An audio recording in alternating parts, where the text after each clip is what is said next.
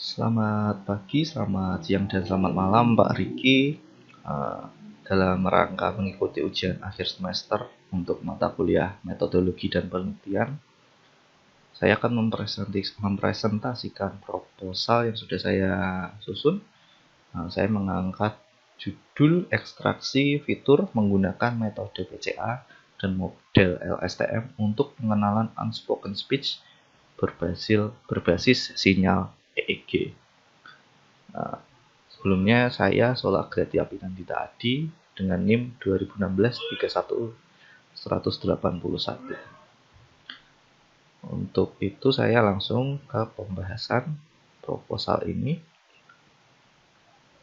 Ya, mengapa saya mengangkat proposal ini dengan judul dan tema ini?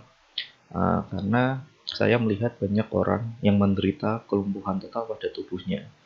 Sehingga penderita atau pasien yang mengalami penyakit ini itu tidak bisa beraktivitas secara normal. Beraktivitas secara normal itu juga termasuk tidak bisa berkomunikasi dengan orang-orang dan lingkungan sekitarnya.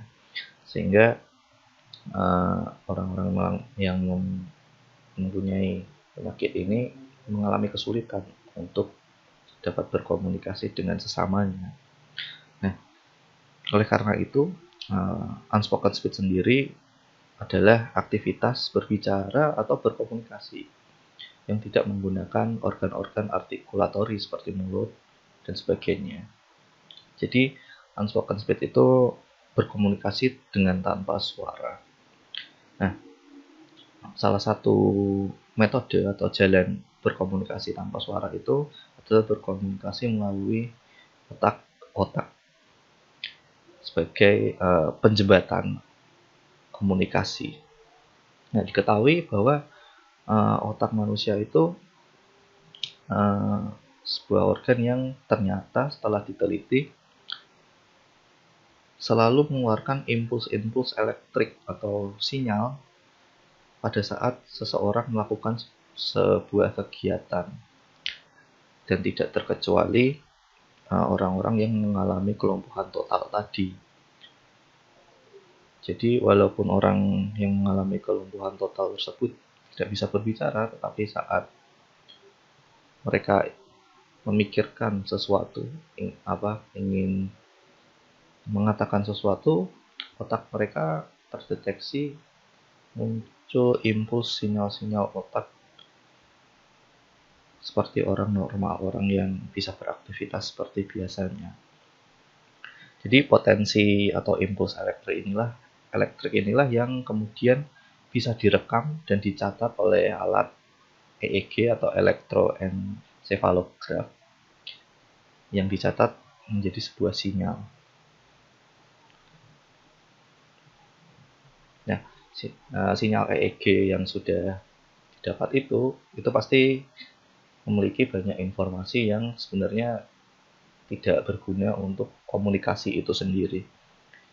Nah, oleh karena itu pemrosesan sinyal EEG harus dilakukan untuk mendapatkan sinyal yang dibutuhkan untuk berkomunikasi, sehingga sinyal-sinyal noise dan sinyal-sinyal yang tidak dibutuhkan dalam berkomunikasi bisa dibuang.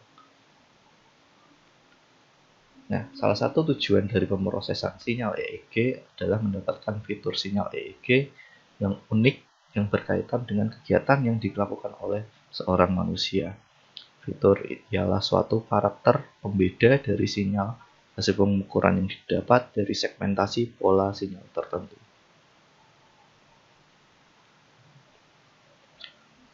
Ya, sinyal yang didapat dari EEG tidak bisa langsung diklasifikasi.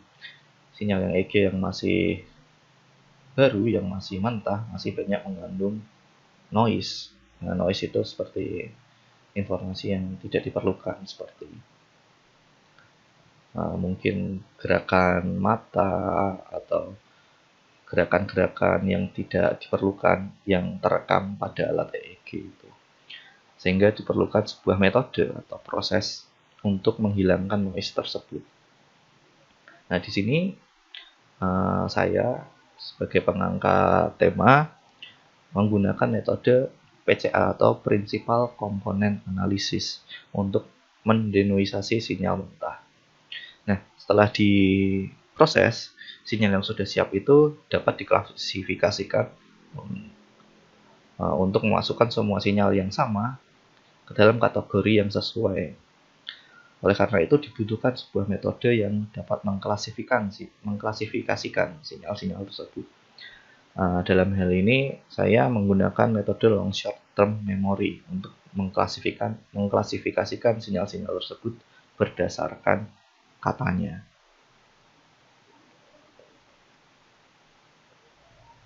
Jadi penelitian yang saya lakukan ini bermaksud untuk mengolah sinyal-sinyal otak mentah tersebut menjadi sinyal yang siap olah dan dapat diklasifikasikan sesuai dengan kata yang dimaksud oleh penderita.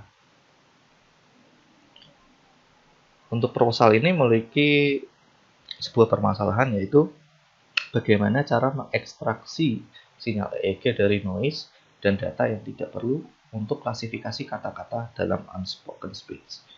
Jadi masalah-masalah yang dapat diidentifikasi dari proposal ini adalah dari latar belakang ini, adalah penderita kelumpuhan total itu sulit berkomunikasi. Yang kedua, EEG yang belum teroptimasi untuk unspoken speech. Yang ketiga, implementasi metode denoisasi yang cukup sulit. Dan keempat, penggunaan model deep learning yang jarang digunakan. Untuk ruang lingkup masalah dari proposal ini, satu, ekstraksi sinyal EEG ini dirancang menggunakan PCA untuk denoising. Yang kedua, klasifikasi sinyal EEG yang sudah bersih diklasifikasi menggunakan metode deep learning LSTM atau long short term memory. Yang ketiga, kategori untuk klasifikasi sinyal yang ada dimasukkan dalam 5 kategori kata. Yang keempat, visualisasi teks melalui aplikasi desktop menggunakan Python.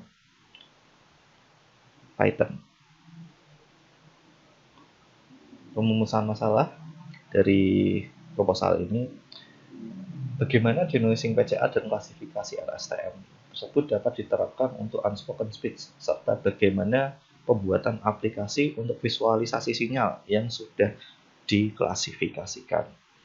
Jadi untuk hasil akhirnya nanti outputnya itu sinyal-sinyal yang sudah diklasifikasikan, misalnya kata makan, itu nanti di outputnya seperti di layar laptop bisa muncul kata makan ketika ada sinyal yang sudah diambil dari seseorang atau penderita sedang memikirkan makan, maka nanti keluar di output di layar makan, kata makan.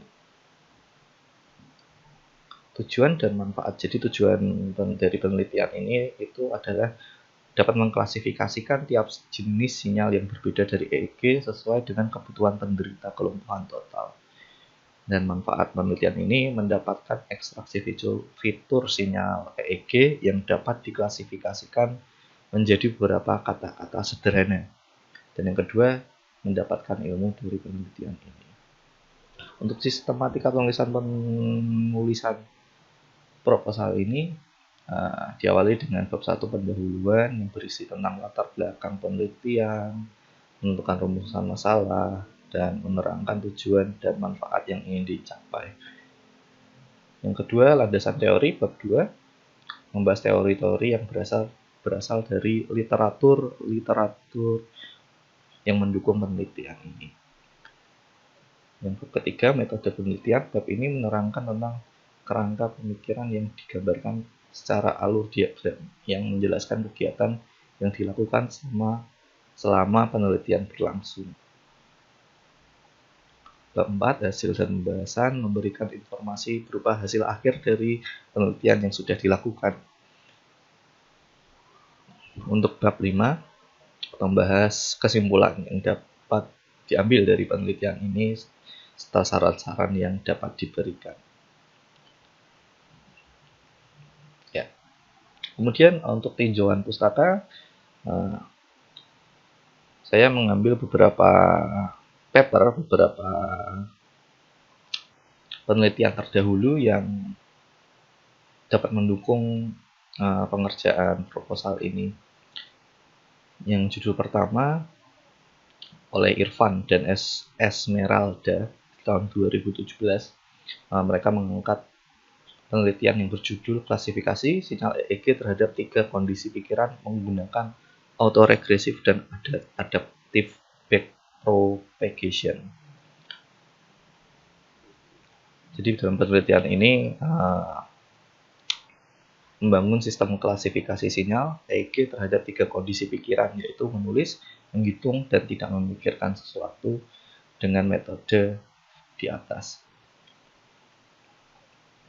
Untuk penelitian kedua oleh Ratna dan Dian di tahun 2015, identifikasi tingkat konsentrasi dari sinyal EEG dengan wavelet dan adaptive backpropagation.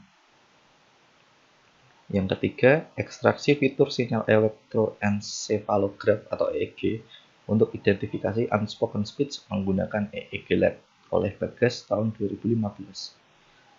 Yang keempat, spektrum frekuensi sinyal EEG terhadap pergerakan motorik dan imajinasi pergerakan motorik oleh Yulianto tahun 2013.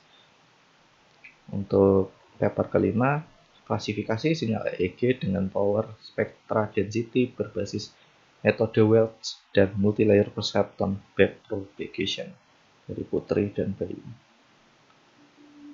Penelitian yang keenam, fitur extraction of EEG signal using wavelet transform for autism classification oleh Lung, Robita, dan Siti pada tahun 2015. Penelitian ketujuh berjudul A Survey on EEG Feature Extraction and Feature Classification Methods in Brain-Computer Interface oleh Mangala dan Cyril. Untuk yang terakhir, Examining Temporal Variation in Recognizing Unspoken Word Using EEG Signals oleh Marcel, Roger, dan Heidi. Untuk landasan teori dari proposal ini, yang pertama, otak itu salah satu organ tubuh yang paling penting yang dipunyai manusia, merupakan pusat dan sistem saraf manusia dan termasuk organ yang sangat kompleks. Otak bekerja sebagai pengatur aktivitas, aksi, dan reaksi dari tubuh manusia. Yang kedua, elektroencephalograph atau EEG itu sebuah alat medis untuk mengukur potensial listrik yang dihasilkan oleh otak dengan memasang sensor atau elektroda pada permukaan kulit kepala. Metode peletakan elektroda bisa berbeda-beda tergantung alatnya dan tergantung sinyal yang ingin diambil. Nah, dalam otak sendiri itu didapatkan 4 tipe gelombang otak manusia, yaitu sinyal delta dari 0 Hz sampai 4 Hz, sinyal theta dari 4 Hz sampai 7 Hz, sinyal alpha dari 8 Hz sampai 13 Hz, dan sinyal beta dari 13 Hz sampai 30 Hz. Untuk sinyal-sinyal tersebut berbeda-beda antara satu dengan yang lainnya. Sinyal beta biasanya itu muncul pada seseorang yang sedang dalam berkonsentrasi. Lalu sinyal alpha biasanya muncul pada seseorang yang sedang rileks. Sinyal theta biasanya muncul ketika sedang mengalami stres. Dan sinyal delta biasanya dideteksi saat seorang dalam kondisi tidur pulas. Yang ketiga, emotif. Emotif itu perusahaan yang berkecimpung dalam bidang bioinformatika yang mendalami penggunaan sinyal EEG untuk studi pemahaman dan pendalaman otak manusia. Jadi emotif ini memproduksi alat seperti emotif epoch untuk merekam sinyal-sinyal yang dapat muncul dari otak lalu direkam oleh alat emotif ini. Jadi penelitian ini menggunakan emotif epoch. Lalu metode PCA yang keempat, metode PCA atau Principal Component Analysis atau analisis komponen utama adalah analisis multivariate yang mentransformasi variabel-variabel asal yang saling berkorelasi menjadi variabel-variabel baru yang tidak saling berkorelasi dengan mereduksi sejumlah variabel tersebut sehingga mempunyai dimensi yang lebih kecil, namun dapat menerangkan sebagian besar keberagaman variabel aslinya. Jadi metode PCA ini saya gunakan untuk mendenoisasi sinyal EEG yang masih mentah sebelum dapat diklasifikasikan. Jadi dengan kata lain, PCA ini sebuah metode untuk menyederhanakan dimensi dari sinyal EEG yang didapatkan. Jadi di sini merupakan bisa dilihat rumus-rumus yang ada dari metode PCA yang nanti diimplementasikan pada Python sebagai metode untuk mendenoisasi sinyal EEG yang masih mentah.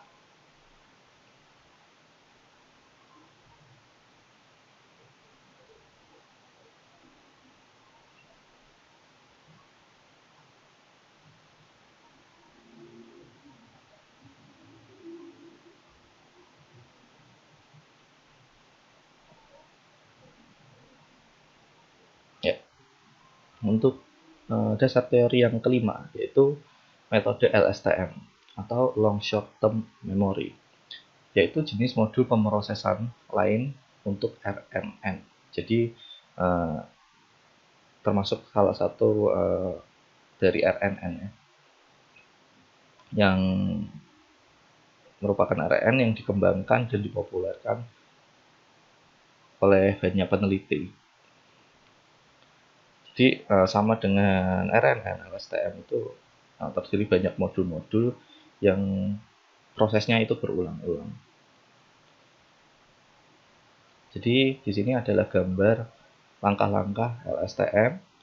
Ini modulnya yang kemudian diproses berulang-ulang menjadi seperti ini. Modul 1, modul 2, modul 3, dan seterusnya sampai mendapatkan hasil yang diinginkan. Jadi metode LSTM ini setelah didapatkan sinyal EEG yang sudah bersih, yang sudah didenoisasi, saya menggunakan metode LSTM ini untuk mengklasifikasikan, jadi menaruh sinyal-sinyal yang setipe, yang sama, seperti kata makan, karena otak mengeluarkan sinyal-sinyal yang hampir sama di aktivitas yang sama juga, seperti misalnya saat mengucapkan makan, memikirkan kata makan, itu akan mengeluarkan sinyal yang setipe, sehingga metode LSTM ini berguna untuk mengklasifikasikan sinyal-sinyal yang sama. Jadi ini modul RNN yang bisa dibilang simpel. Nah, dan ini metode LSTM deep learning yang saya gunakan. Nah, di dalamnya ada beberapa notasi seperti gerbang sigmoid, bukti aktivasitan, lalu ada operasi elemen, perkalian, dan penjumlahan. Yang kemudian setelah satu modul selesai diulangi ke proses yang sama dengan modul selanjutnya. Nah, saya tidak akan membahas teknisnya atau rumus-rumusnya secara detail. Saya akan membahas secara umumnya saja. Nah, ini rumusnya gerbang sigmoid. A dikali X plus B, di mana A itu parameter dan B bias. Ini gambar gerbang sigmoid dikali dengan cell state itu C, dilambangkan C.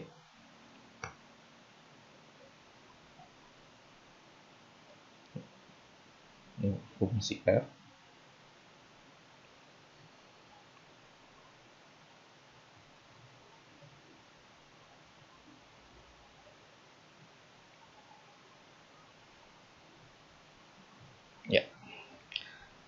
Dan yang keenam, unspoken speech. Tadi sudah saya jelaskan, unspoken speech adalah proses berkomunikasi atau berkomunikasi tanpa menggunakan organ artikulatoris dan lain-lain, sehingga kita dalam unspoken speech ini menggunakan pola sinyal EEG pada saat seseorang berkonsentrasi pada sebuah kata tertentu. Ya, jadi ini kerangka pemikiran dari proposal ini. Inputnya adalah data latih satu set untuk kondisi melihat dan data latih satu set untuk kondisi berimajinasi. Yang kemudian input sinyal EEG itu diproses untuk ekstraksi PCA. Jadi sinyal itu didenoisasi, di preproses terlebih dahulu. Setelah di preproses, maka dapat dilakukan proses klasifikasi menggunakan long short term memory yang dipadukan dengan bobotnya, yang setelah jadi outputnya nanti akan dihitung kesalahannya dengan MSE yang dapat menghitung akurasi, prediksi, dan recall atau sensitivity.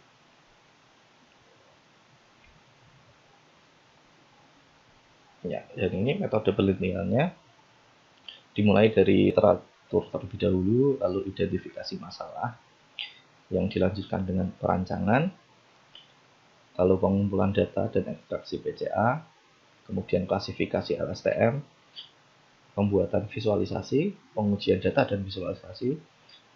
Dari pengujian data dan visual itu, apakah sesuai dengan tujuan? Jika tidak, kembali ke perancangan. Jika iya, maju ke evaluasi, dan kemudian dilanjutkan dengan penulisan tugas akhir dan dokumentasi yang kemudian selesai.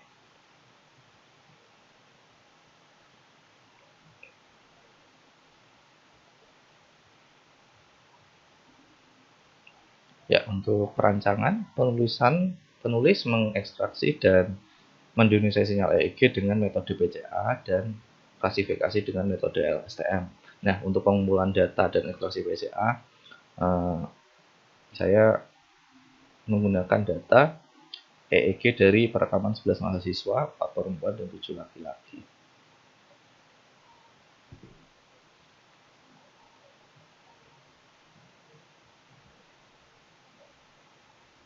Pembuatan visualisasi setelah diklasifikasi oleh metode LSTM itu menggunakan desktop PC atau laptop.